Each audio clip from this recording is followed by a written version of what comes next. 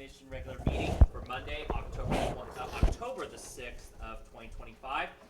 I'd like to remind the audience that this meeting is being recorded and or taped. I'd like to note that commissioners are present and Commissioner Schmidt is on the phone. So. Yes, Commissioner Schmidt's on the phone. Okay, Commissioner Schmidt's on the phone. All right. Before we begin each meeting, followed by the Pledge of Allegiance, we do start with the invocation. And tonight, Commissioner Hostetler will lead us in prayer. Heavenly Father, thank you for this day of life that you've given us. Thank you for the opportunity to live in such a pleasant city as Pratt. Lord, help us each as we consider the business before us tonight to make wise decisions that will benefit the residents of Pratt, Lord, and be pleasing to you. So we ask your blessing on our meeting tonight. In Jesus' name, amen. Amen. I pledge allegiance to the flag of the United States of America and to the republic for which it stands, one nation, under God, indivisible, with liberty and justice for all. Thank you, Monty. All right, so before we, of course, start, we must approve the agenda, and the only change I would like to add is that we'll be adding an executive session for attorney-client privilege. So with that being said, is there any other additions or things we need to take off the agenda for this evening, Gina? Not to my knowledge, Rob. Oh, okay. All right, with that being said, I would like to make a motion that we approve the agenda with the addition of the executive session for attorney-client privilege. It's been moved and seconded that we approve the agenda for tonight, additional with the attorney-client privilege executive session. Any other discussions? All those in favor, please say aye. Aye. Okay. All right. All right, moving on now to the minutes for the special call meeting on September the 11th and the regular meeting for September the 15th. Bree, you've told me there is one little change we need to make, of course, and that was on the September the 15th. It needs to change to that the mayor noted that the commissioners were present except for Commissioner Siemens, correct? Yes, that's Okay. All right. With that being said, are there any other changes we need to make? Okay. Cody, is it kosher enough that I can approve both the minutes at the same time, or should I do separately since there is a change for the September the 15th? Okay. All right. I'll make a motion that we approve the September the 11th, 2025 special call meeting minutes. Second. It's been moved and seconded that we approve the September 11th, 2025 special call meeting minutes as presented. Any other discussions? Okay. All those in favor, please say aye. Aye. Okay. That passes. And then, is there any other discussions we need to make before I make a motion for the regular meeting for September 15th? Okay. I'd like to make a motion that we approve the regular meeting for September the 15th, 2025 with the change of the call to order, and where it is changed to the mayor notes that all commissioners are present except for Commissioner Siemens. Second. Okay. It has been moved and seconded that we approve the minutes for September 15, 2025 with the change of the call to order, and where the mayor notes that all commissioners are present except for Commissioner Siemens. Any other discussions? All those in favor, please say aye. Aye. Aye. All right. Okay. All right. That being said, we'll now head to business 6.1, discussion and or approval of the Pratt Teen Center funding. Ashley Arp.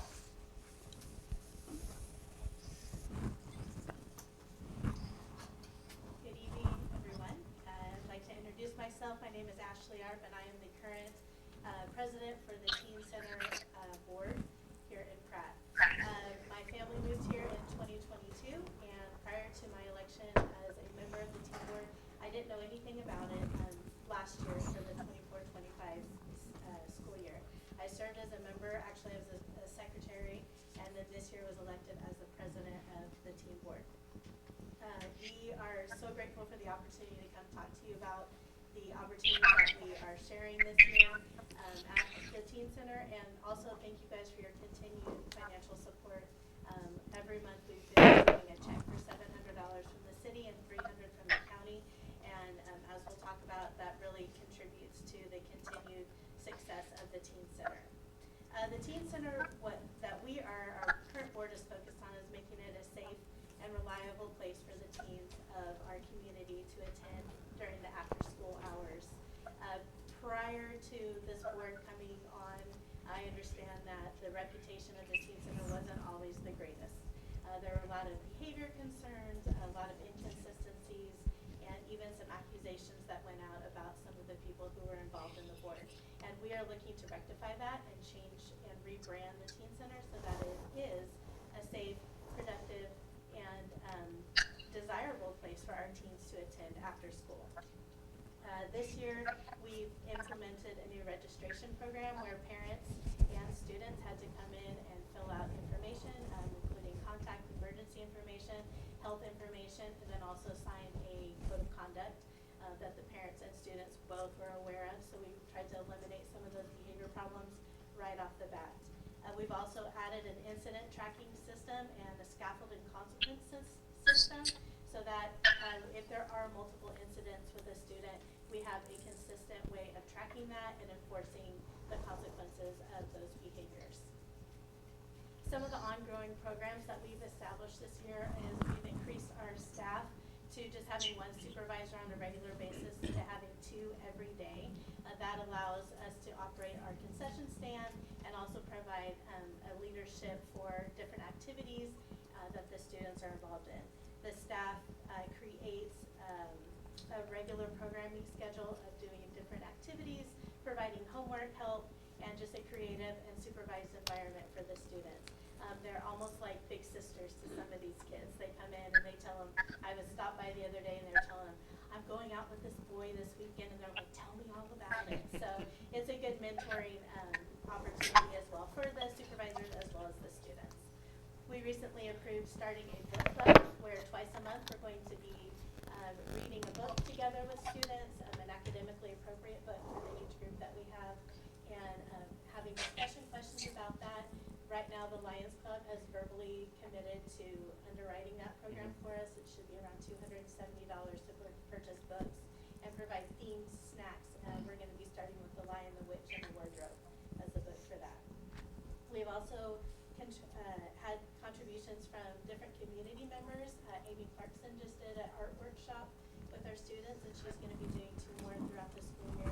We've talked with Legacy Bank, we've talked with post office employees, and a couple other community businesses and organizations to come in and provide additional life skills, training, information for some of these students, how to endorse a check or open up a create a deposit slip, how to sign for certified mail, some things that maybe they're not getting that instruction at home, but those are skills that can help them not only in their own personal lives, but in employment opportunities in the future. We did also start up a Free Food Friday initiative, and apparently this has been done previously, so we revived it and are trying to revitalize it. This is an opportunity for we've had about 20 to 30 students come every Friday to receive free food. We've had sponsors. Pratt Family Practice has been a sponsor. The Wings Group at Ascension Lutheran, Pratt Real Estate have sponsored, and it's an opportunity to have, whether it's just a little snack or to have a meal provided for those students, which aligns right up with the food scarcity initiative that was recently started. We attended that meeting last month, and we'll continue to attend that. Bread of Life, the Ministerial Alliance, the Hope Center, these are all places that we're working closely with to help provide food for the 79% of students in our school district who receive free or reduced lunch and may be concerned about having nutritious meals provided to them over the weekend when they are not receiving free breakfast or lunch through the district. We have 4 major events that we use as fundraisers and to help get our name out in the community. We had a back-to-school bash in August, where we had root beer floats for families to come by and see what we're doing in the center. We're getting ready to have a Halloween glow party here in a couple of weeks, handing out candy at the Main Street event. And then also we're going to do a 5th quarter event during the basketball homecoming in February, and also a semi-formal dance, which we have dresses that were been donated by some of the different thrift stores here, consignment stores, and also community members to provide for students who might not otherwise have an opportunity to have a formal dress to wear to an event. I do want to invite our treasurer, Deanne Newhouse, is here with me, and I'm going to let her talk to you about the grants and some of the other support that we have been receiving. Hello, everyone. Thank you so much for your time, and I want to apologize for the fact that we're having to do this now because last year our board was a little bit unorganized and we didn't get our applications submitted on time. So I just want to own that. Ashley and I were both on the board last year, and we're back this year really trying to make a difference. So in regards to the funds we get from the city are really important to our organization. The donation that the city makes to us each month is about 22% of all of our income annually. So it's important to us. Adding staff, doing the things that we're doing to try to rebuild this organization is taking money, and we depend obviously solely on donations from the board. So the South Central Community Foundation is huge for us. We were able to get a grant from them last year for $1,096. We used those funds to get STEM kits, to get art activities, to get some new board games, to get some new sports equipment for the kiddos. We also received $600 from Walmart, a grant from them last year, and we used those funds for some maintenance. We needed a new vacuum, all the maintenance stuff. So we're incredibly grateful for all of that, but I will say that our volunteers have declined.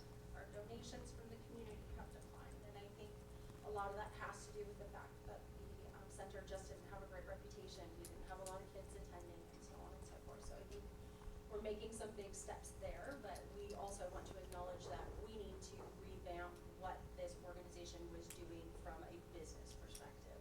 This organization was created almost 30 years ago. However, they don't have a business plan. They didn't have an annual budget. It was really, I'm a consultant for my real world job. So we have developed a business plan that we are evolving. We have a budget that we are working on. We have plans to increase our community involvement and so forth, and increase the donations that we're getting from the community, because we are actually making a difference for these kids. So would greatly appreciate you guys giving us a little bit of grace this year. Also, if anybody knows who we need to talk to about the county funds, we would appreciate some guidance there. We would also love to just remind you all that the Pratt Teen Center has space above us. We have a lot of space. It's currently vacant. We lost our renter, but if the community has needs for space, obviously if you're giving us funds, we have space available if there's community organizations that need a place to meet. At the food scarcity meeting that was held last month at the library, there was a lot of talk too that the food bank has issues with people getting their food because they can't get there before 5 o'clock. So maybe we could store some of that food because we're open until 6:30. There's a lot of things that I think we could do for the community to make things better. That we could, if there's seniors that need places to meet, they would like a lot of the stuff that our teens like too. Air hockey, pool, games. Like I think some seniors would love to come. I mean, let's use the space that we have. And so anyway, any questions about any of the financial stuff? So you mentioned about your attendance, like this year so far, how many kids attend? Our attendance is actually great so far this year. So we have 2 employees, as Ashley mentioned, but we're seeing about 24 kids a day right now. And then on Fridays, more, because there's food most of the time. They like the food. But we are seeing much better attendance, and the behavior issues, we've been very diligent with setting some boundaries with these kids this year, and it's made a huge difference. We have parents coming in telling us that they see a difference. We have parents coming in asking questions, talking to the supervisors. How are you guys handling these things? What are you doing? And like Ashley mentioned too, we have a 25-year-old and a 22-year-old in there, and these girls care about these kids. And they are like mentors and helping with homework and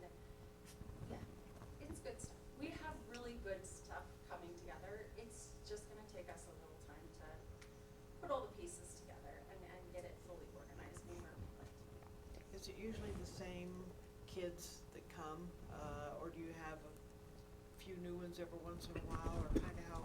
Yeah, actually, so we have a core group of kids that comes in quite frequently last year and this year in my 2 years of experience. We did open up the age range to 4th grade this year. We went from 5th grade to 4th grade. So we've had a decent amount of 4th graders coming in, which is awesome. And we've also had an increase of actually 9th graders, which we're taking those on a case-by-case basis because we have such an age range. But these older kids are actually kind of mentors for some of these younger kids and have stepped in a couple times when some of these younger kids weren't behaving properly and was, gave a little guidance and so forth. So I think the age range now with 2 employees, I think will work well. Thank you. So we are seeing a good increase this year, which is exciting. Well, thank you for what you're doing, and appreciate trying to improve all the time. That's a lot of work. It is a lot. Yeah. Did you have anything else? I was just gonna say, like she said, her day job is a business consultant. I'm a special ed teacher at the elementary school, and I'm also the co-director for the after-school program Beyond the Bell at the elementary school. So I see a lot of things that are working that the district is implementing, and I'm trying to keep that consistency over at the teen center. So, for example, for Free Food Friday, we adopted the same food guidelines. Like it has to be store-bought or from a known bakery to help with any food allergies and ingredients lists. We're using the same discipline policies and procedures that they're using at the PAC and at LMS, so that it's just consistent across. Danny Gempel, our SRO officer, is also our vice president on the board.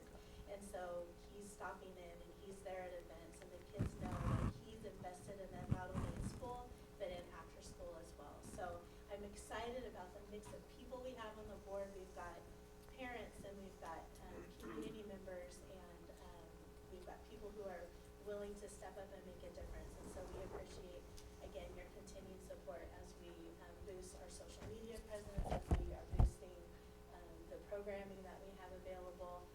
We would love to be able to stay open longer. One thing that you asked about the students, how many students are coming.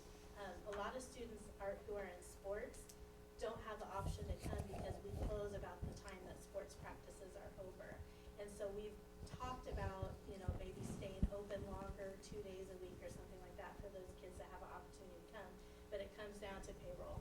Can we afford to keep 2 employees for 2 extra hours, And so those types of things we would love to offer more of. We've talked about doing a special education or an event once a month for families of students that have special needs to come. It could be in a quieter setting or accommodate some of those needs of those families and provide an opportunity for them to communicate with each other and foster some relationships as well.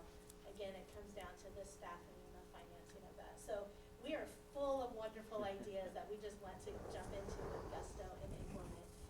But getting those community donations up, getting the underwriting by other community organizations is key for us to really seeing the full potential of the center. So how would you clarify your mission? Like the mission of your organization, what at its core are you trying to accomplish? Is it okay if I will say that my mission is to get the community of Pratt to support these underserved youth, because that's really what we're seeing. It's the underserved youth who are, we would have called latchkey kids, when I was growing up, that their parents are working, or parent or grandparent working during those after-school hours. They have nowhere productive to go. And so we want to be a place where they can come and learn some skills, or just be in a supervised environment. Social emotional skills are huge, with these kids.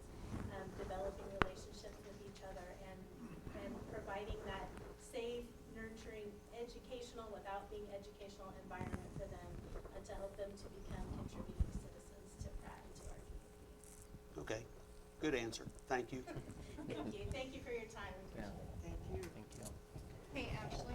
Yes. I attended the night of worship on Sunday night, and Yes. you sing beautifully. Oh, thank you. Thank you for doing that for the Thank you community. very much.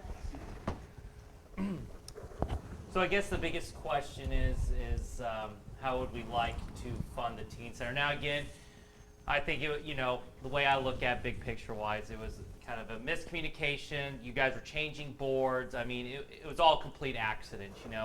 The commission, I think, starting last year, we kind of said, hey, if you don't turn in something the following year, we're not going to accept. But I think for something like this, in my honest opinion, it's an exception for them. They're changing the board, and I mean, they're really trying to do what is right for our teens. Come from teacher perspective, citizens perspective.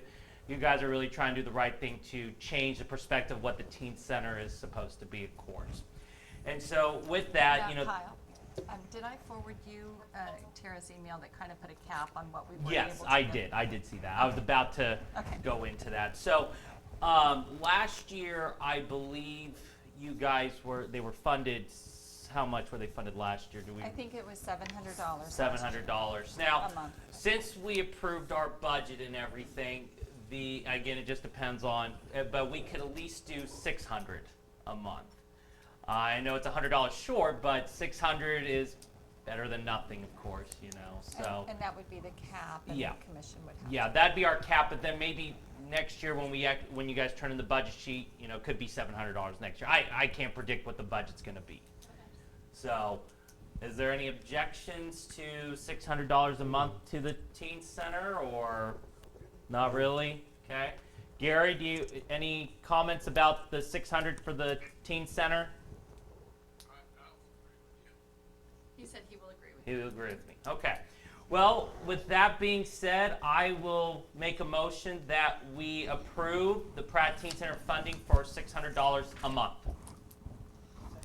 It's been moved and seconded that we approve the Pratt Teen Center funding for $600 a month. Any other discussions? All those in favor, please say aye. Aye. Aye. Okay. Thank you. Yes, thank you guys for all you do for our teens. We appreciate it. All right, with that being said, we'll move on to 6.2, discussion of the Pratt Area Economic Development Corporation. Mr. Chase Golly, President. Thank you, guys. Chase Golly, I'm here as president of the Economic Development Corporation. Just wanted to give a brief update on what all we've been doing since we last spoke with the joint meeting. I think that was May or something. So I mentioned last time that we kind of spent the first few months of this year. I got on in January, and another person did as well. So kind of doing a little bit of cleanup on housekeeping, getting some of that stuff taken care of. That's all. Everything's good to go there now, so now it should be, a lot of the normal first year stuff should be simple motions next year. So as far as programs that we offer, so we still have our incentive grant, which has been around for quite some time. That's our big one. The facade grant, that is no more. We're not sponsoring or offering that anymore. As far as the incentive grant goes, we have four active ones, meaning we have contract and we've paid some. We're waiting for them to fulfill their commitment on their end to receive the remaining amount. So we spent this year, we paid out about $80,000 in incentive grant dollars. Our total liabilities on all that is about $114,000 coming back on those. So one of those, actually, we have a meeting Wednesday, should be approved for their second half payment. The two big ones we have right now. One was based off sales tax dollars that they were going to generate, which they started in May, and they've already hit their projected sales tax, so they'll get their full reimbursement. And the other one is an employee retention.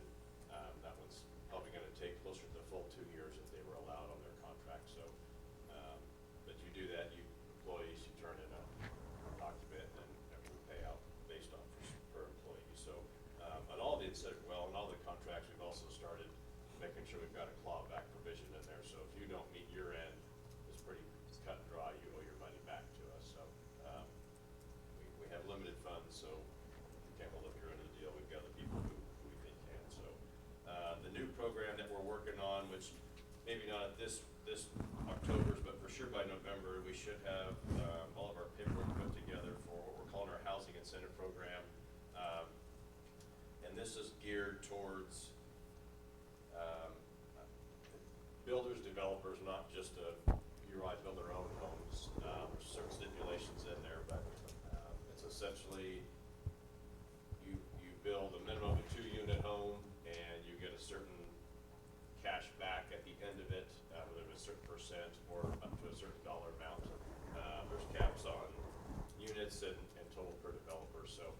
trying this way. I think we've kind of, we have one developer out in Sandy Creek. We, full disclosure, we've tried to visit with them. There just hasn't been any discussion. Tried to get some ideas out of them. So here we're kind of thinking that maybe, it'd be offered to them as well, but just an individual wanting to build a duplex or something like that, it doesn't have to be in Sandy Creek, it can be anywhere. As an extra incentive to try to do that, because if you're doing Kansas housing tax credits or things like that, that's a lot of paperwork. And if you're just building 1 unit, 2 units, 3 units, it's not worth your time and money. So this is just a straight up, you build your house, done, here's your check, right back to you. So we're also kind of piggybacking on the neighborhood revitalization with all the paperwork that's required for that as well. So that's kind of our checks and balances, that you've done that and verified your expenses and things like that. So that what I would say by the first of the year for sure, that one should be fully ready to go. We've got funds earmarked for it that we're willing to spend. So by the November meeting, we'll start kind of pitching that to a few people that try to target, because I don't know that many people are just going to come to us on that one. So the other one is not. This is more. We're calling it a pitch book. The Commerce Department of the state of Kansas has one, and this is more. Say this that they've all tried. There's businesses coming to Pratt. We're not denying that whatsoever. But the scopes are kind of limited. So we've got this pitch book, which it'll be in a book form as well, but also electronic form. That pretty well spills out every bit of information about Pratt. That's not just the city of Pratt, but the Pratt County in terms of highways, utilities, schools, unemployment rate. All sorts of things like that, where it's all in one thing. So if someone from the oil and gas industry calls the city or wherever, hey, here's all the information. Or they're just Googling around online, here's the information. And someone in a ag manufacturing facility or something sees the same information and answers as many possible questions as wants, and not be specific to any one industry. That way everyone kind of hears the same information. So that one's taken. We're still getting all the information put together and then kind of make it a little more of a marketing presentable form. The intent is that kind of be updated probably every couple of years. Barring any significant changes. So neighborhood revitalization, that's mainly a county thing, but we've had some conversations and we're gonna kind of, they've asked that we kind of help facilitate this initial part, but mainly more for our opinions on how that should look. And so I believe our next week, 16th, is that next week, is our first meeting with all the big taxing entities. So get that process started, because I believe it's March of next year is when our current one expires. So get the ball going on that. I think as of now, I don't know what all. If the minutes all come back to you right now. Cash on hand, we have about $328,000, and then about $114,000 liabilities on the incentive grants and stuff. So we're sitting pretty well. Obviously, we appreciate the funding. I think we've got some big things coming up here that we're going to try to target. So we have, got to mention, we did bring a couple months ago. I think the Point project also brings. We've had some conversations with Regina. It's kind of once that gets going a little further on, is that try to make some connections, maybe with some restaurants, hotels, things like that, whether businesses can feed off that, tourism and things like that, so we can help facilitate something there. So, other than that, that's about kind of where we're going. Have you guys received the money back from the child care center? We have. Okay, Yep. We have. perfect.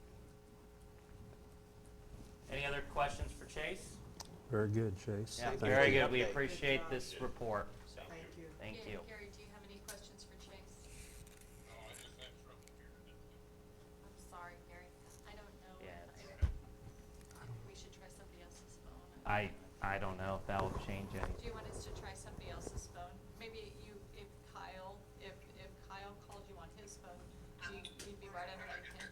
hear Kyle. Oh. It's static on the podium mic somehow. It's staticky from the podium mic, so I don't, Yeah. probably the best it'll be. Yeah. Okay. All right. Thank you again, Chase. So, all right. With that, we'll move on to business 6.3, discussion and approval of the J.A. Knight and Sons Municipal Building Contract. Ms. Goff.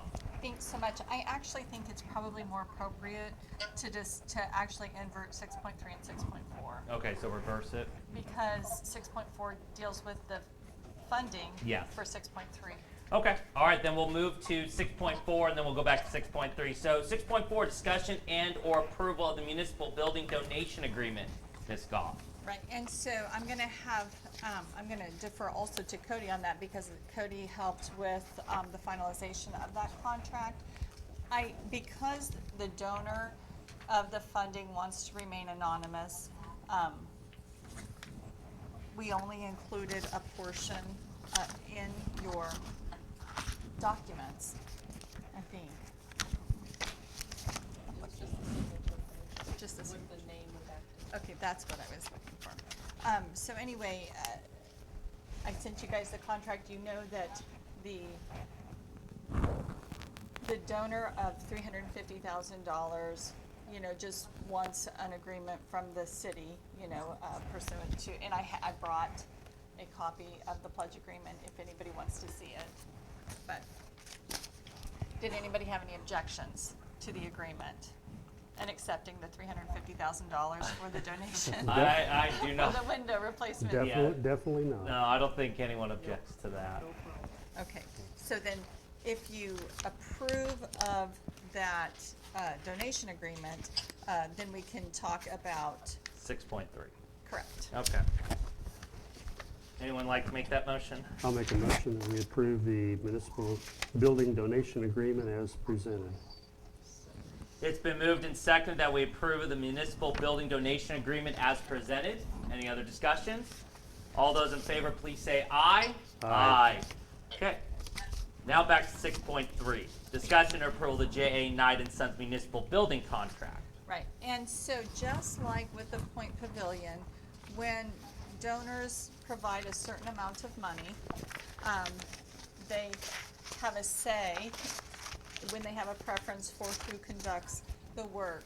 And the person who donated the money has a relationship with Knight and Sons, and that person would like Knight and Sons to conduct the work, which we are actually very happy because we're fortunate to have Knight and Sons as a local contractor here in Pratt. So Chase has provided a proposed contract and a scope of work analysis. Cody, do you have any comments on either the agreement or the contract, the proposed contract by Knight and Sons? No, I thought the agreement looked fine. I mean, it's not required to have it. This has come up before. I'd like to have that budgetary language in there, but really that only comes into play if you're looking more than a year out. And since this work will be done, should be at least started within the current budget year. That's not really a concern, and it's set by statute anyways. But yeah, other than that, it had all the required language in there. Since Chase in the audience, can I ask him a couple of questions then? Or? I think that that's one of the reasons why he was here tonight. Okay. So Chase, just kind of curious here, when do you hope to start, finish kind of on the project you're thinking? I understand you have other projects. I get that. So we have the original, I don't remember how many, the original. Looks like 80. Well, there was the original 5 or 6 that were vandalized that have already been Oh, okay. torn apart. So those are for sure, trying to get those done here before the end of the year. And then probably shortly after the first of the year, we can start on the rest. Okay. Yeah, they're taking, and it's a big order. Yes. And these took like 6 to 8 weeks to come in. So I mean, once we get all this, we'll verify and get everything ordered. So we're probably looking at least probably a minimum 8 weeks from now before the windows will be completed. Okay. And then we kind of need to have a little bit of conversations with Eric and Municipal Building as far as coordinating when some of that stuff will happen to not interfere. I can work on it as well, so Okay. it's not there's a lot of labor involved. It's not Yeah, all no, I everything. completely get it. There's a lot of windows, but the way they're built, they were not built to be replaced, so. Is there any salvage value in any of those?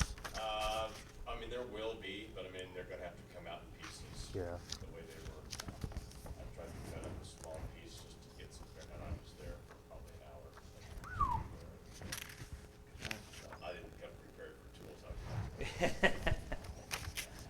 Well, I like it, Chase, that you said that the windows, when the building was built, the windows were never intended to be replaced. Yeah, I don't think so, yeah. Oh, they used to Make build. it extremely difficult, but I don't know if you guys have seen a picture. I mean, the windows that we got, I mean, nearly identical in appearance, so, but they'll actually operate. We can open them. All right. Open and close with these, for sure, yeah. Perfect. No. Very good. All right. Well, I have no objection to this, and plus the donor is doing all this. We should just go with their wishes. So. Well, and Knight and Sons is quite reputable. Yes, they are. I agree. They are. I don't believe that we have any risk at all. I think. No, we do not. I Less. trust Knight and Sons. So. So I'd make a motion that Yeah. we approve the construction contract agreement with Knight and Sons for $350,000. Second. It's been moved and seconded that we approve of the J. Knight and Sons municipal building contract for a total of $350,000. Any other discussions? Yeah, I have a question.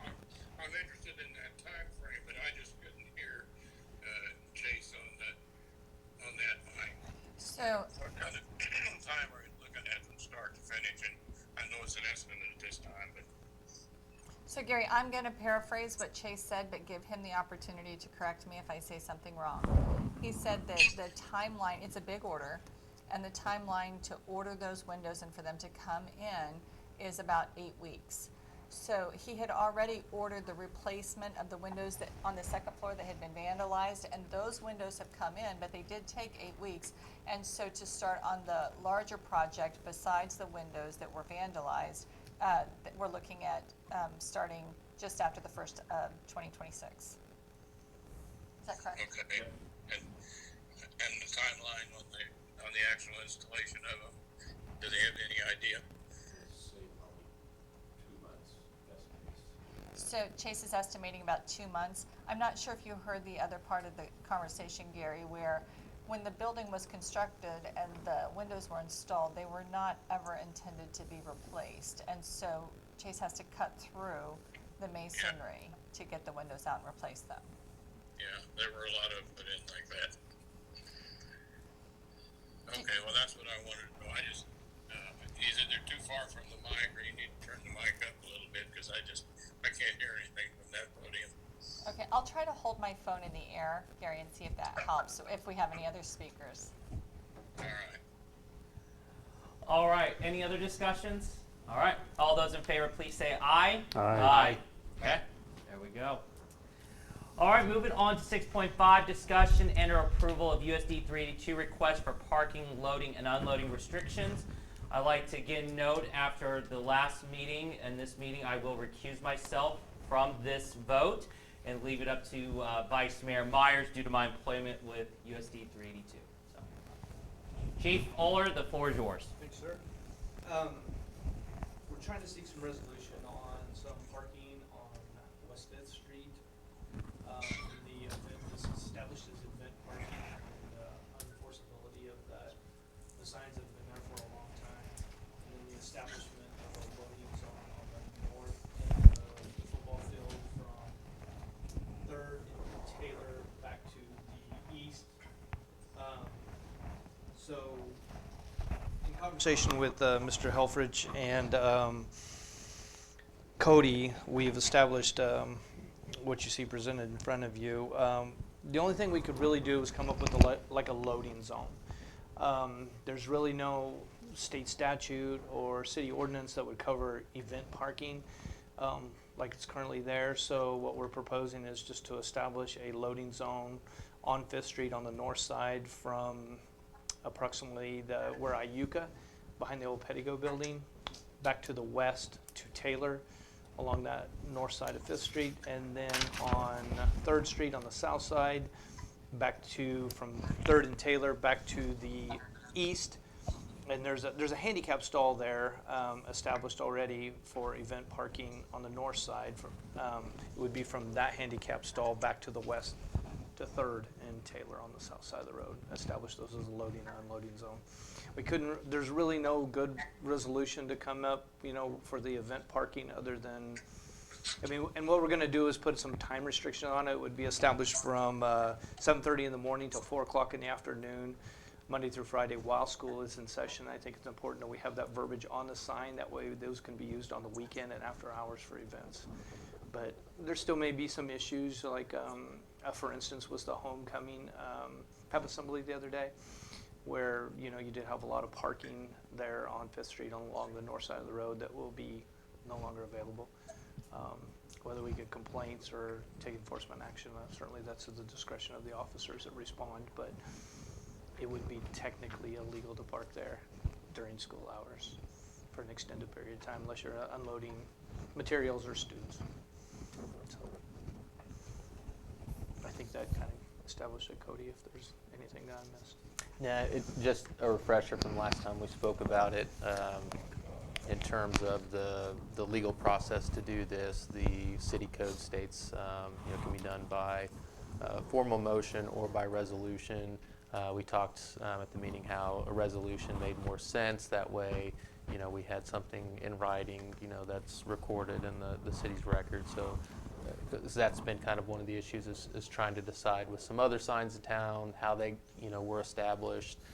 So I think it's best practice to go ahead and have something in writing in the city's records. This also has language in there about putting this on the official traffic control device map as well for the cities, which outlines where you know, approved traffic control devices have been approved. So there's kind of two processes there in terms of tracking this for future purposes to kind of get away from some of the past practice that's caused a little bit of confusion. So yeah, I agree with everything Chief said. The event parking is just, we're kind of left with what tools we have available to us, and you know, that's really the only one that can kind of do something there. And then in terms of the other unloading and unloading zones, you know, just making them official with actual approved signs, you know, so there's no question that has been approved by the city. So what would be the fine if somebody parked there? I'm not sure the exact fee schedule right now, but I think like a non-moving parking violation is usually, or a parking violation is $25 to $50. But it falls under our Yeah. Yeah, fee it falls under schedule. standard. Yeah, Okay. it's usually either $25 to $50 Okay. under the standard. Good. To 50. Yeah. Is the school going to be satisfied with this?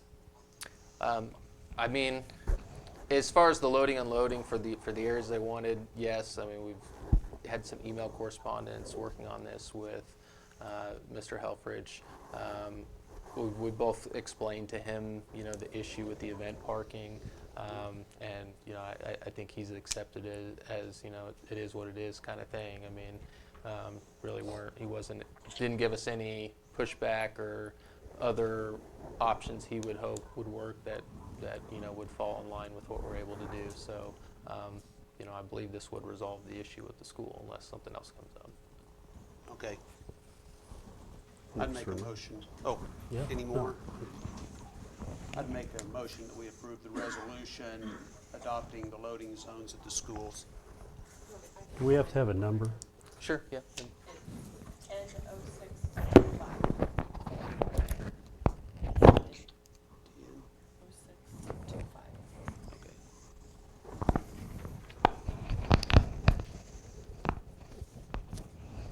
Second. You made a motion, didn't you? Second. You gotta lead it. I've recused myself. Oh, I second it. Oh, Okay, so, hey, I'll I second. forgot. Well, I can second it, I guess. I think that, who made the motion? Monty. Okay, Monty made the motion, and 2 people seconded it. Jeanette seconded. Jeanette seconded it. Okay. Did you have any questions or comments on the resolution? I did, but I just couldn't hear the discussion. This doesn't come over from your mics. So I'm just refrain from voting on that one. Okay, I'm gonna have Kyle call you and see if maybe you have more luck with his phone. Maybe it's. I hear you fine, and I hear Kyle fine, but I guess that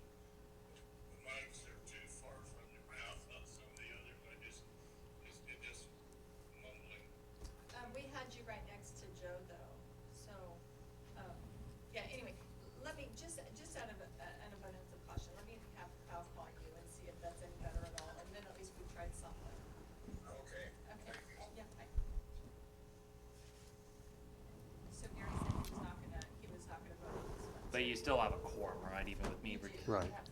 So, Well, yeah, Okay. Cody, Yeah. do you agree there's a quorum? Yes, with three. Hello? Yes. Yes, I'm right here, Gary. Okay, Okay. I hear you fine. Okay, perfect. We're about to vote on the resolution 100625. So, but I've recused myself, and are you recusing yourself or not voting on this one? Well, I wanted to get in on some of that information, I just couldn't hear. Okay. okay. Well, it's been moved and seconded that we approve Resolution 100625, establishing a governing body for certain traffic control devices and parking regulations along portions of 3rd Street and 5th Street adjacent to USD 382 school facilities. Any further discussion? Hearing none, all in favor say aye. Aye. Opposed? Motion carried. Back Okay. to you. Oh, back to me now. Okay. Making sure my mic's on. Okay. We are now moving on to 6.6, discussion and or approval of the point agreement. Mr. Justin Crouch. I just want to point out, Justin, that in the packet, so although the owner-architect agreement was corrected with the correct guaranteed maximum price, the explanation of probable cost was not updated, so it still has the incorrect amount for the architecture fee and the guaranteed maximum price, or the probable cost. In the contract that I have, I just see the 3% of 10 million. And that's correct. The contract is correct. It's the document that was just before that, this one, that has incorrect numbers on it. So when the commissioners look to the pricing, please disregard the numbers and, Can you, would you mind passing that down to me so I can see that real quick? What page is that on? It looks like it's page 23 of our pack, and you want us to, the statement of probable costs and architectural fees. the explanation. The explanation is primarily find the numbers Okay. were, I got you. They didn't update their numbers. They only updated the one form. I see what you're saying now. right, so Correct. they've updated the numbers in the contract, which is what will be signed. Okay. But the explanation still has a higher number. Okay. Because there were conversations between the architect and the contractor, and the committee about what the expectations were and what those costs would probably be. Okay. Gary, did you get that, by the way? No. So you might set the phone over there so it's closer to Regina, because he hears you. It's just trying a different phone. Okay. Okay, so Gary, in your packet, there is the contract, the owner and architect contract. Just before the owner and architect contract, there is a document, a 2-page document, that the heading states, architectural services explanation and probable cost, competitive bid format. In that explanation, the architect, which is Mann and Company, puts out a number that is higher than what the actual probable cost turned out to be. So I would ask you to disregard don't the see that. numbers that were in that explanation of probable cost and focus on the numbers that are in the actual contract. And those numbers are found in the contract on page 15 of the contract, but I'm not sure what page that is of the PDF that you received. It's 39, I think. Page 15 of the contract. Page 15 of 16 Yeah, of the it's- owner and architect contract. It's 38. 38. Okay, so page 38 of your PDF. But where is that sum? Total sum, 10 million. Okay. Yeah, so, and the owner and architect fee is 3% of $10 million. And the probable costs are estimated to be $10 million for the project. Okay, I guess my question is what we talked about the other day.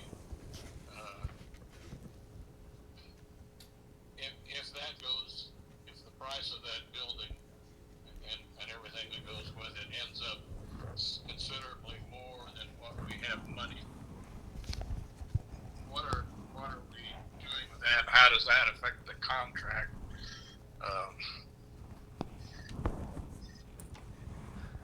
Cody, would you mind addressing change orders and the process if the realized costs come out more than 10 million? Sure. So in the, it talks about a little bit more in the contractor's agreement, because that's basically who has more control over that number. But there's a GMP, guaranteed maximum price provision in there that we are setting at $10 million. So it is just that. It's guaranteed that it's not to go over that price. So the city is protected on that level. We are building in some what they call alternates to the contract. That 10 million is not based on, you know, a 100% everything, you know, we want included in there. So we're going to put some alternates in there that could raise that number, but we will have that, you know, information. That'll basically be within the city's control to decide, you know, what things the city might want to add at that point. So there should not be any surprises on the city's behalf, because we do have that guaranteed maximum price number in there. The only way that should change would be, you know, at the city's discretion, you know, should it acquire the funds necessary to add on to that, and that's been discussed with the contractor, and I believe he's in agreement with that as well. So. Well, somewhere I'd read 12.5. Correct. That- Go ahead. So that was on the original architect's estimate, and then after conversation with the GC and the architect, they came up with, we can build this facility for $10 million from his preliminary bids of informal bid process of contacting individuals, different people who would do these type of things, and he came up with a $10 million figure. And so the architect said, okay, we agree with you, $10 million figure to build this facility. And then where Cody's getting into is, we can build this and get it functioning for $10 million that we need, but there's a lot of extra things that we would like to have to get to that may push us up to that 12.5 million.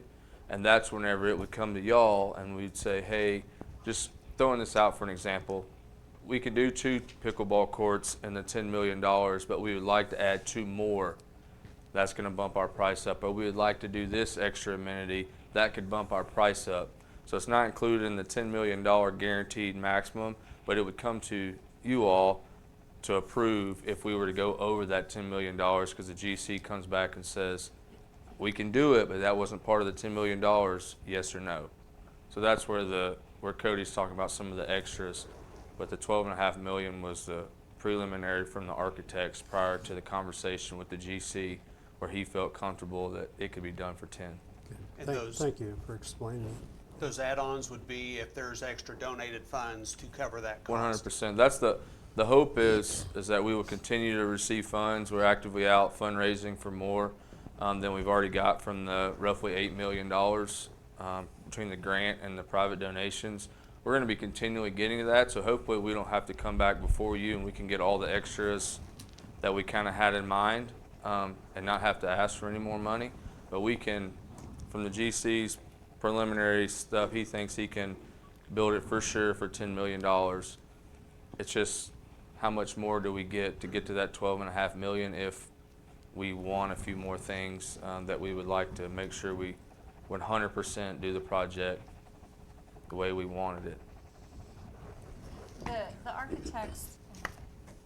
architects also readily admitted that they had built in some cushion, because they really don't want to have a contract where we go way over.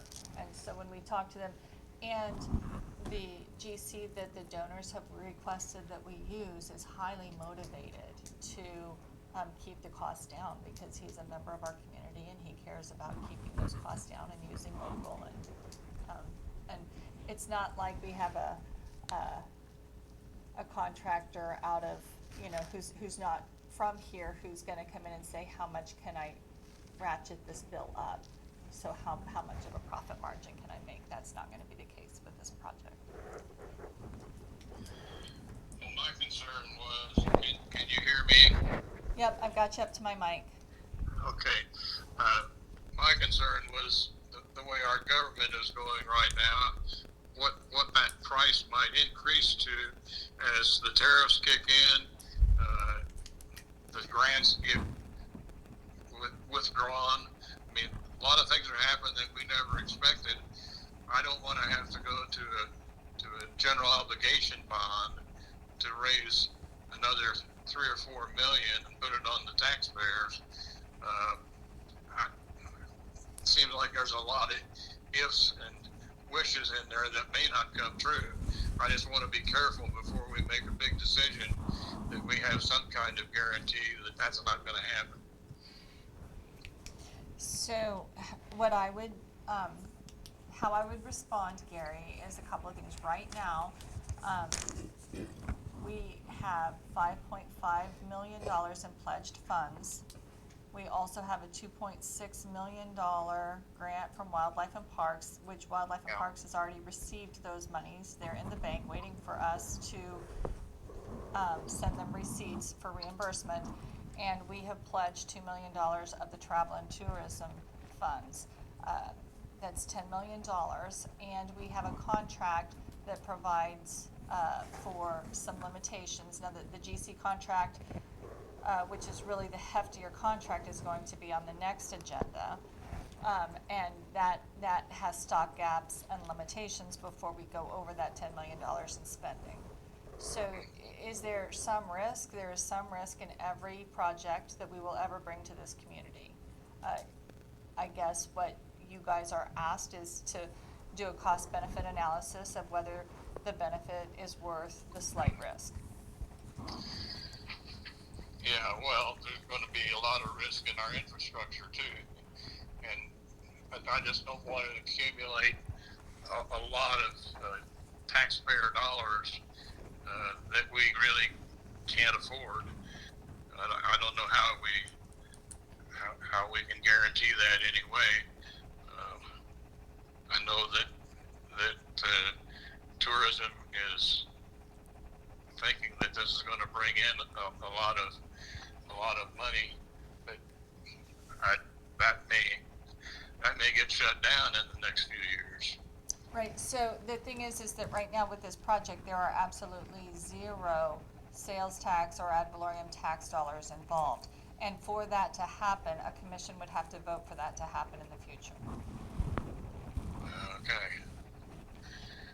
I hope that works. I'm not opposed to the project. I'm just looking at it fiscally. If things really go south, like some are talking, those who made pledges might not be able to come up with them. And I don't disagree with you, Gary, but if there were another political party involved, then the other half of the country would be saying the same thing.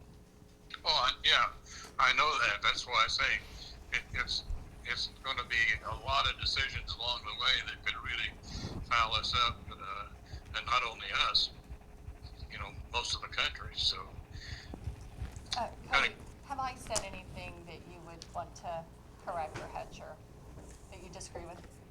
No, I mean, I would just add, we still have, it comes back to that, that statute with respect to, budgeted amounts and, Commissioner Smith's concerns about, well, what if we don't end up having that money? Well, that statute then comes into place that we're only, bound to what we have budgeted available for the project. So, not only are we protected by that guaranteed maximum price provision, but, if the funds fall through, then we're protected by the budgetary law language in the statute. Did you hear Cody? no, I didn't.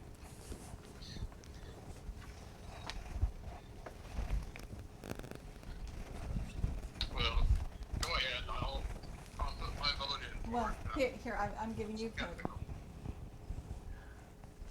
Can you hear me, Commissioner? Yes. Okay, so I was just saying that this, like all other projects, is subject to the statute with respect to the cash basis law in Kansas. So we're only bound up to the point that we have budgeted in terms of funding for any project that we enter into a contract for. So, you're concerned about, well, what if some of these funds fall through? I mean, not only are we protected, for the price going over that 10 million with that GMP, the guaranteed maximum price, but if the funds fall through, that would mean we no longer have those funds budgeted for the project, and then that would serve as some protection to the, I guess you could call it, to the downside on that. So, we have that statutory law to protect us if the funds do fall through. Yeah. Okay, well, we'll hope that it works out. Sounds good. I'll make a motion that we approve the City of Pratt pledge agreement on the Point project as presented. Second. It's been moved and seconded that we approve the point agreement that is presented in our packets. Any other discussions?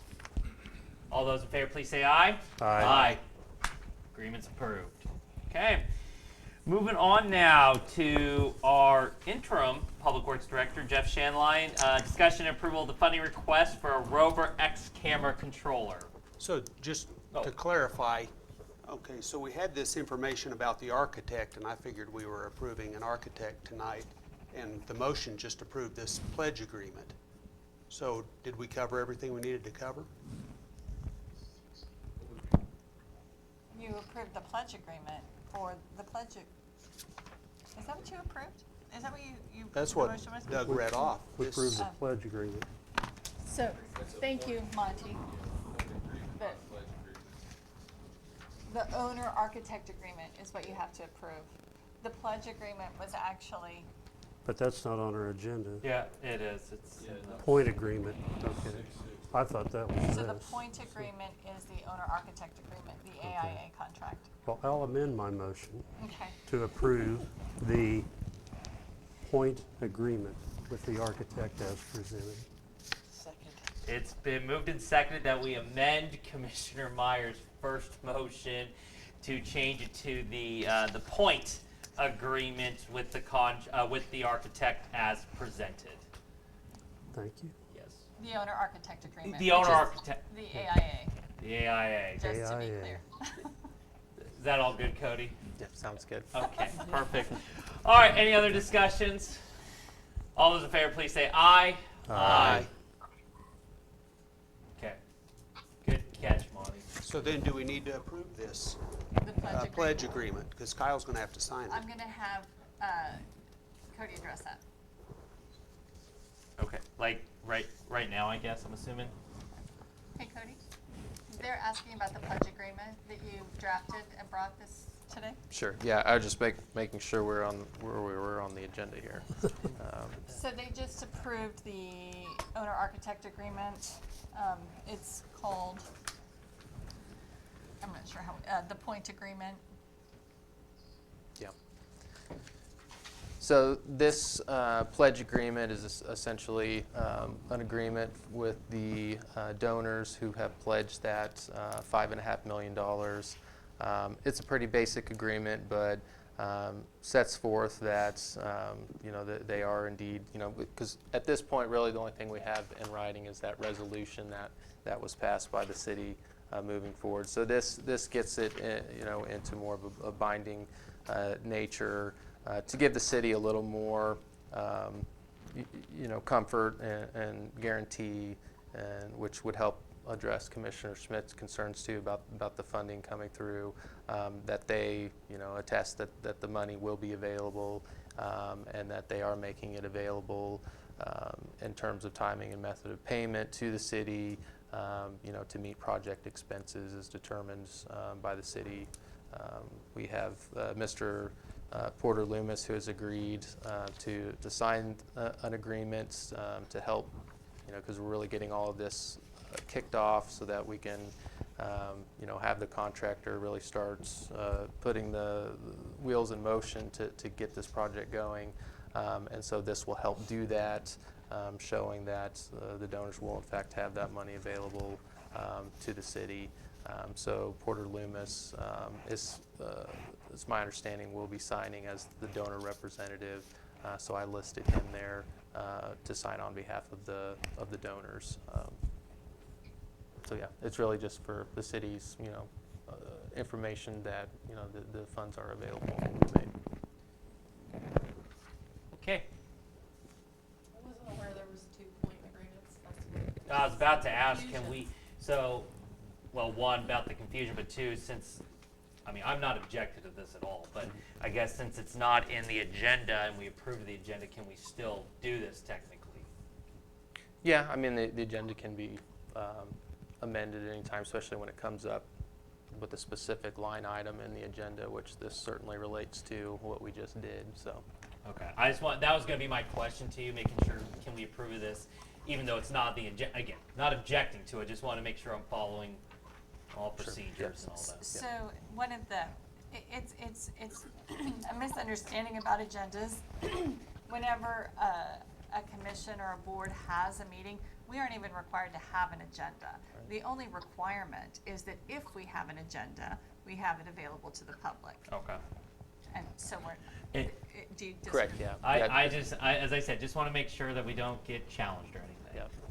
It's such a best practice that, basically every city is going to use an agenda, but yeah, she's right. There's no law requiring it. The primary law is really just notification of when a meeting is going to be and the place and the time and all that. Okay, perfect. With that, did you have anything, Bree? Okay, Bonnie, do you have a? Do we need to approve it? Yes, we do. Okay, I make a motion that we approve the City of Pratt Pledge Agreement for the Point Project. Second. It's been moved and seconded that we approve the City of Pratt Pledge Agreement for the Point Project. Any other discussions? All those in favor, please say aye. Aye. Okay. Sorry for the confusion. We have a lot of projects that we're managing right now at the same time. Perfectly fine. So, all right, with that being said now, 6.7, discussion and approval of the funding request for the Rover X camera controller. Jeff Shanley, Interim Public Works Director. Thank you, Mr. Mayor. Commissioner Schmidt, can you hear me? Yes. Fantastic. Okay, this is on behalf of wastewater. We are requesting for the replacement of the Rover X camera controller, which is the remote controlled camera unit that we use for sewer inspections. The controller went down last week and is rendered irreparable due to its obsolete. What we are requesting is for a amount of $18,895 and no tax. So that can be sent off to Kansas City and a new replacement screen can be fitted to this unit. That would be done by Key Equipment out of Kansas City. That is including pickup, repair, and delivery back to us. This will be a equipment supply expense that was not budgeted for, but it is allowed for in the expense. Right. And again, this is a very necessary thing. This was an unexpected thing too, right? Yeah, this was it went out on the job site. Luckily, we had not deployed the camera, so we just had to retrieve it from the bottom of the manhole. But it is rendered the camera useless until it is repaired. Okay. So there's no longer inspections.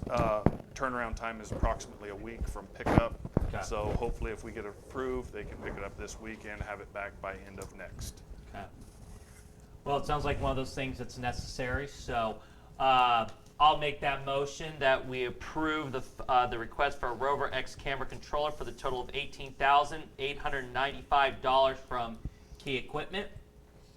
Second. It's been moved and seconded that we approve the request for a Rover X camera controller for the total of $18,895 from Key Equipment. Any other discussions?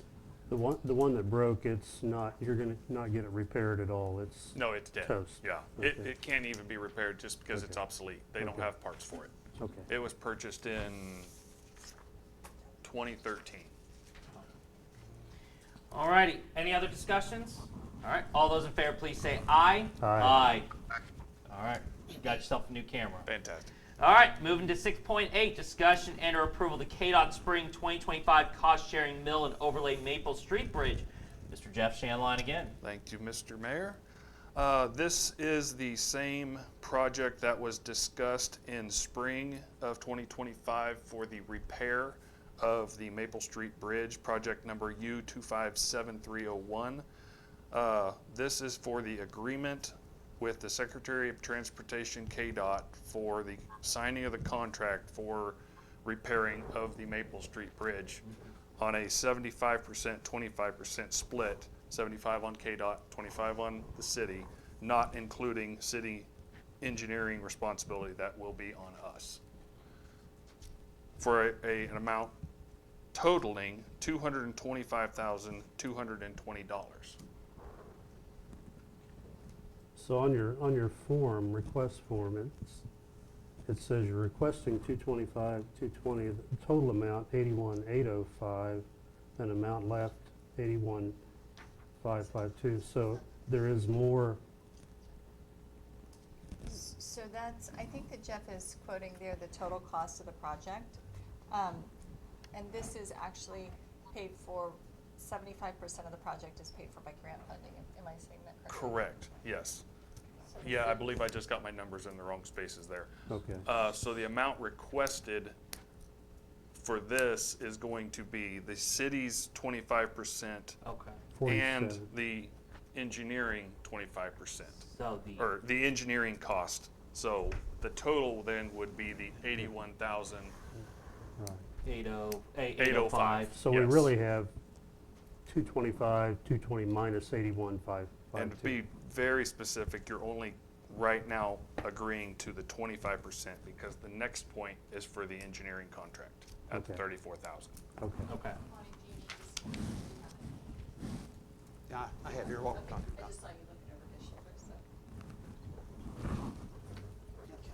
You see where I came from. I will ask, You see Joel, what- is that yeah. correct? I mean, Yeah, Jerry, sorry, Yeah. Joel did this, you're Jerry. It's reversed. The sum of these. Right. Okay. But this is the total amount. So we need, so right now, we just need to Left. approve the 47,805, right? And the 34. You need to approve Right, but the that can't be right. contract Okay. with KDOT for the repairs be as it's stated in the contract. The contract is correct. Okay. Okay. The project number Okay, sure. U257301 contract. Okay. And this is their KDOT's form contract. They use these in all these overlay projects, so there's nothing that stood out to me in terms of the terms of the agreement. Okay. 46.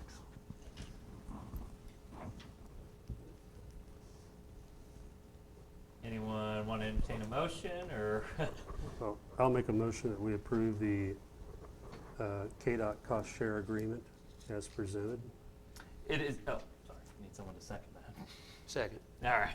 It's been moved and seconded that we approve the KDOT Spring 2025 Cost Sharing Mill and Overlay Maple Street Bridge project as presented in our packets. Any other discussion? Gary, do you have any questions? I didn't quite get all that, but I'm for it. All right, all those in favor, please say aye. Aye. Okay.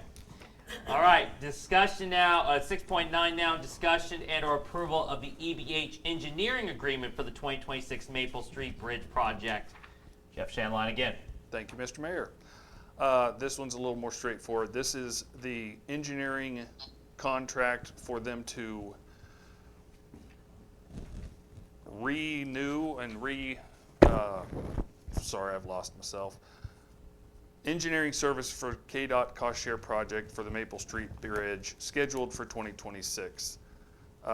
This is for EBH for them to reapprove, update, plan, and prepare documents for this 2026 project. Design services in the amount of $15,000, construction services in the amount of hourly of $95 and $150 per hour, maximum not to exceed $34,000.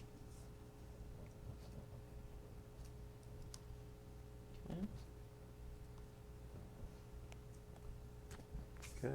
All right, any questions or? Are the, That's in addition to that 81,805? That's included in the 81,805. I thought that's what you said. the dates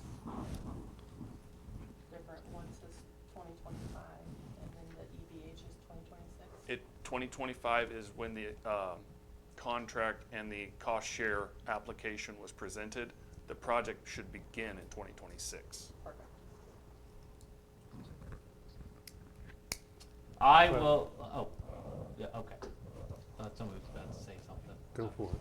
Okay, I'll make a motion that we approve the EBH engineering agreement for the 2026 Maple Street Bridge project not to exceed over $34,000.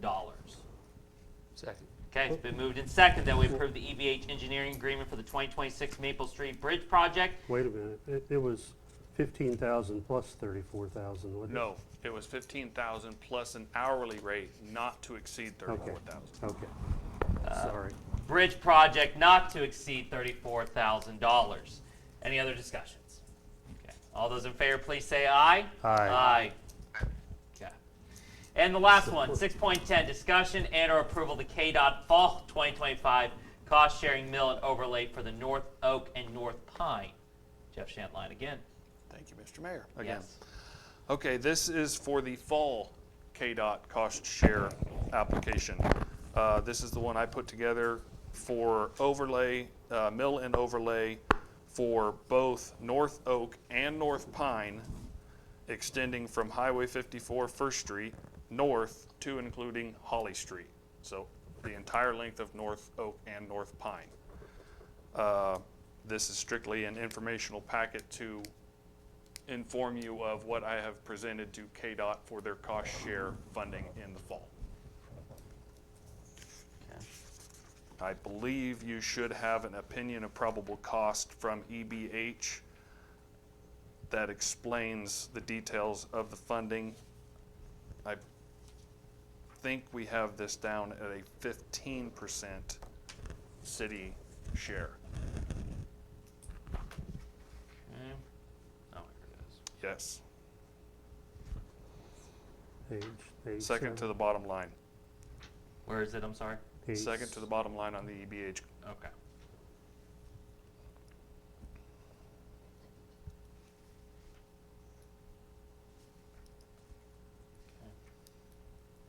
Total construction cost is $606,750. Engineering cost of $18,000. Construction engineering inspection cost of $34,000, making a total project cost of $659,750, with the city share approved by KDOT of $137,945. Okay. Any- Okay, what page in our packet was that then? Here. I do not have that to memory. Yeah.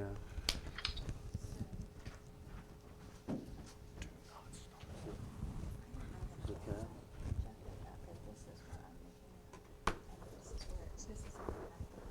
Yeah, I know I read that, I just can't find it again. Okay, here it is. So Yeah. that's the total cost, and that's our Page. portion, and that's the Yeah, no. Gotcha. I just couldn't find it in here, but I saw that before. Okay, perfect. Thank you. So it's.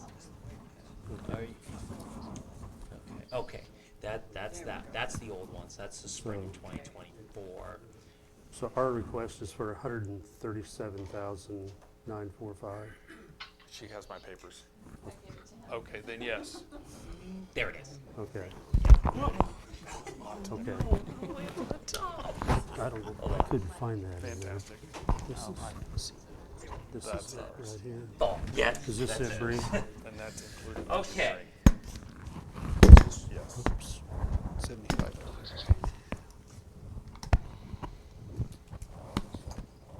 Okay. Okay.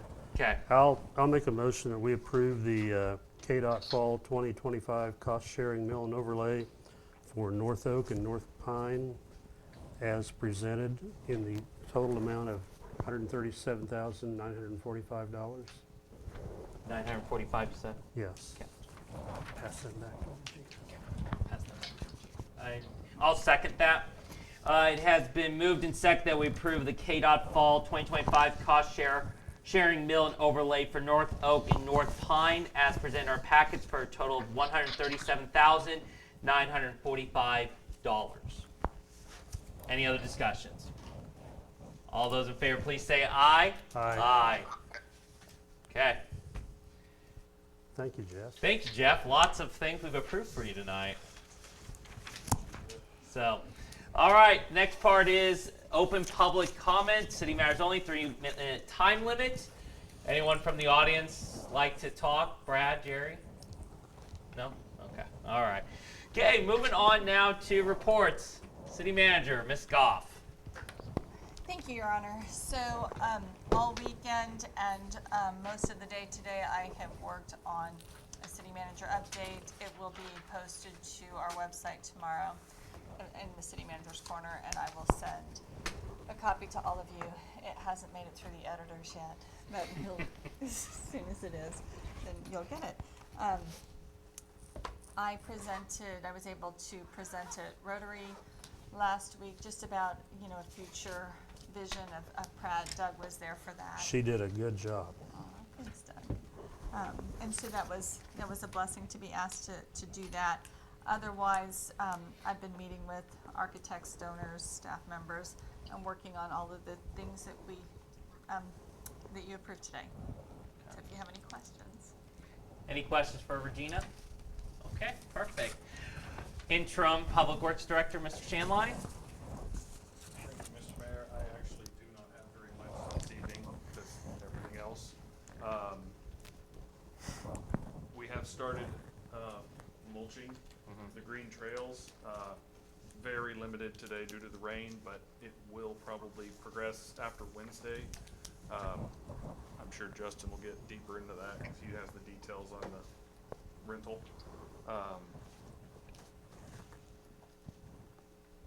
Sewer maintenance has completed on the regular schedule. They will still have their overnight maintenance that will probably still be this week, if not for sure next, and then that will be completed, and they will commit their time then to the green trails and getting that back into shape. Other than that, I don't have anything. Perfect. Any questions for Jeff? All right, thank you, sir. All right, building inspector, Mr. Walker. Thank you.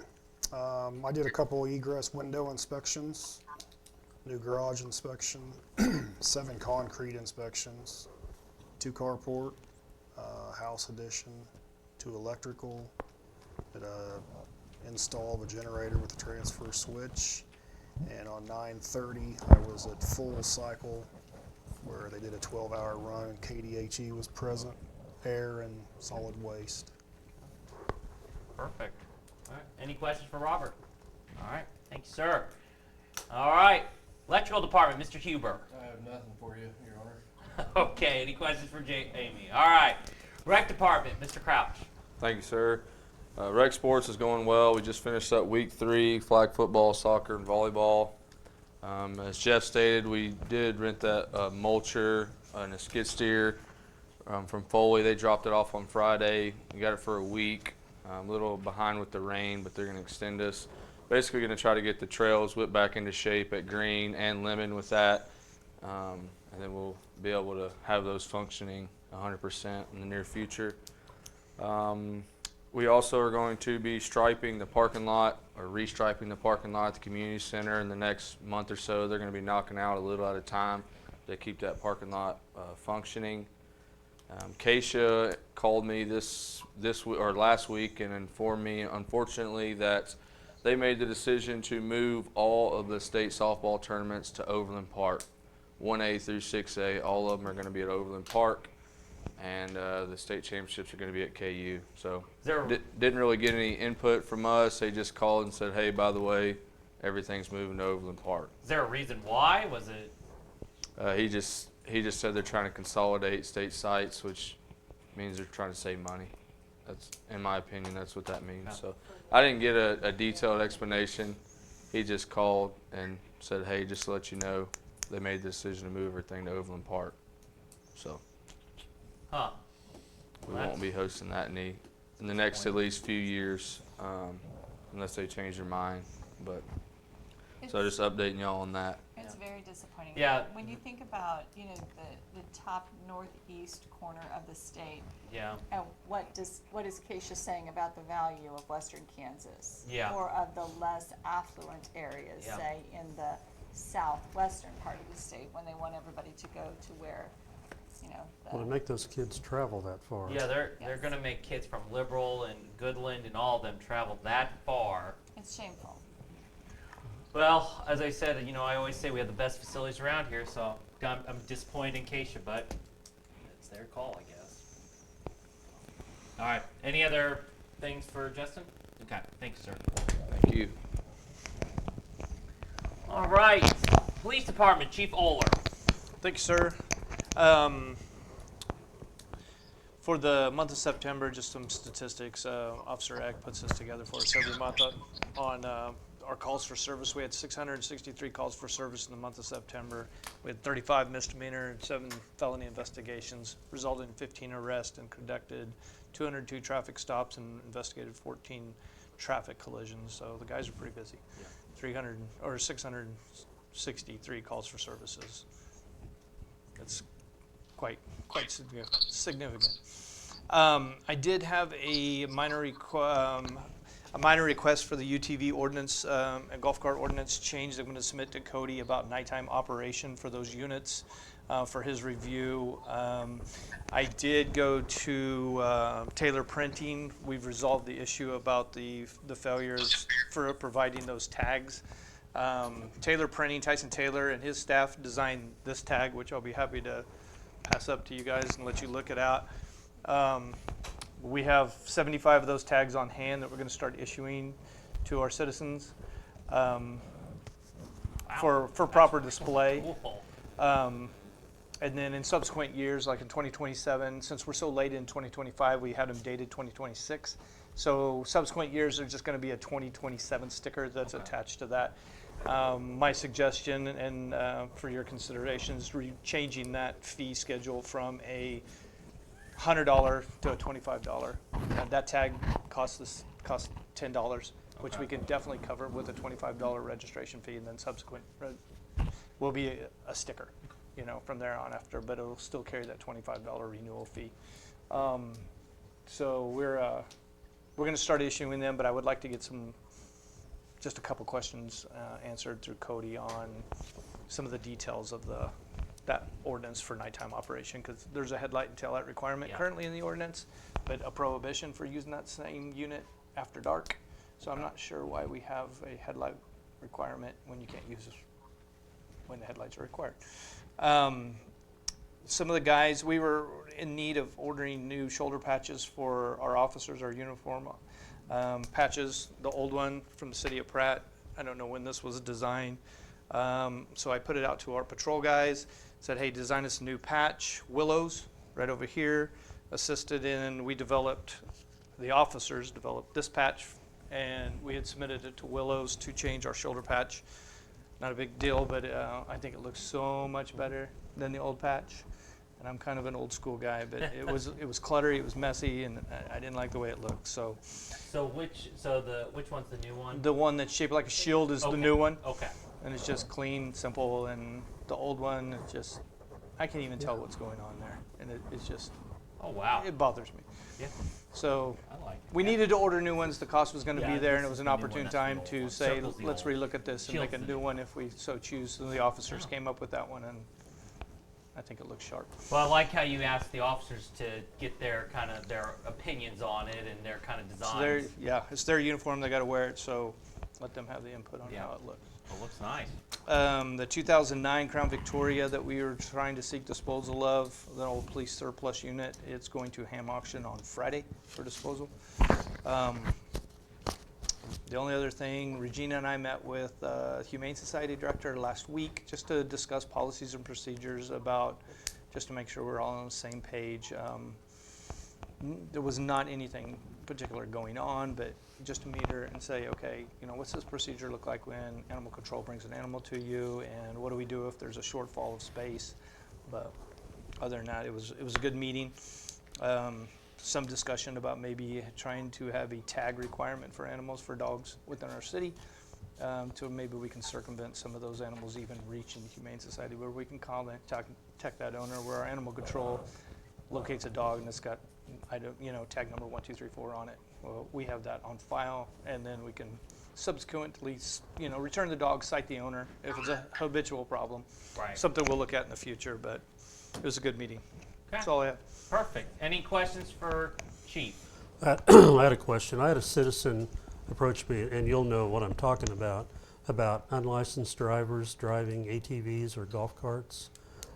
Do they have to be licensed now? Is that in the ordinance? Under the Curtin City ordinance, it does. It mirrors state Okay. requirements for driver's license. Okay.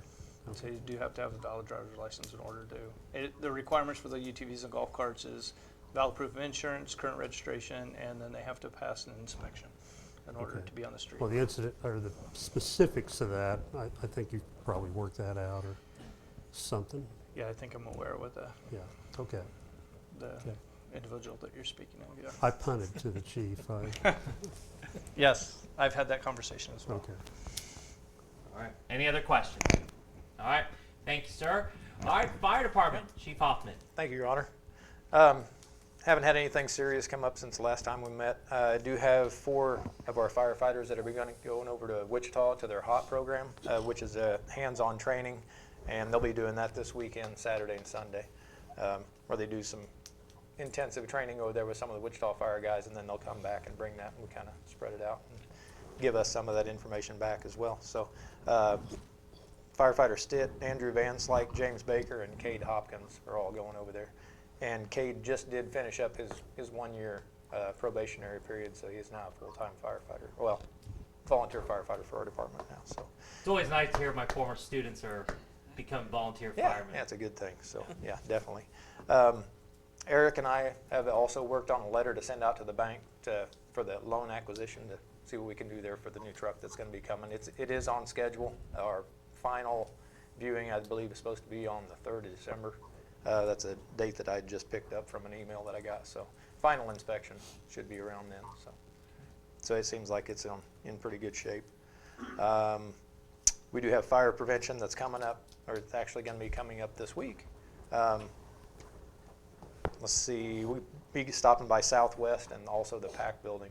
So the 1st through 4th graders will get some fire prevention tips that we're going to go out as a fire department. And Lieutenant Crouch is the one that kind of helped get all that set up, so we'll be doing that tomorrow morning. So, and other than that, still working on getting some quotes for the door to get that repaired there. Not get it repaired, but get it resized so we can move over some trucks and whatnot there at the station to accommodate the new trucks. All right. Any questions for Chief? All right. Thank you, sir. Thank you. All right. Make sure to pass the phone around. That's the baton. All right. City Attorney, Mr. Smith. Thank you, Your Honor. I don't have really anything specific for tonight. Municipal court's staying busy. Been working on a lot of contracts, both reviewing and drafting, and there's some ordinances that I've been working on with city staff that will be coming your way for review. So lots going on, but other than what we've discussed tonight and we'll discuss later, nothing else specific. So, okay. Thank you. Any questions for our City Attorney? We've been throwing a lot at Cody, and so I just want to express how thankful I am that he's working for us and doing such a great job, because I don't know that you anticipated that there'd be as much going on as there is. Pratt's a very busy city, but I enjoy the work. So well, that's all that matters. So, all righty. Finance Department, Ms. Eastis. I don't have anything. Okay. Any questions for Alita? All right. City Clerk, Ms. Garden. I have nothing to report. Oh, this is very uncommon of you. Sorry. All right. For my mayoral report, I just like to remind the commissioners that we will have an executive session. So, other than that, though, Commissioner Hostetler? Nothing. Commissioner Myers? Nothing. Commissioner Siemens? And Commissioner Schmidt, anything before we go into executive session? No, but don't I have to kick off because this phone would not be secure for executive session?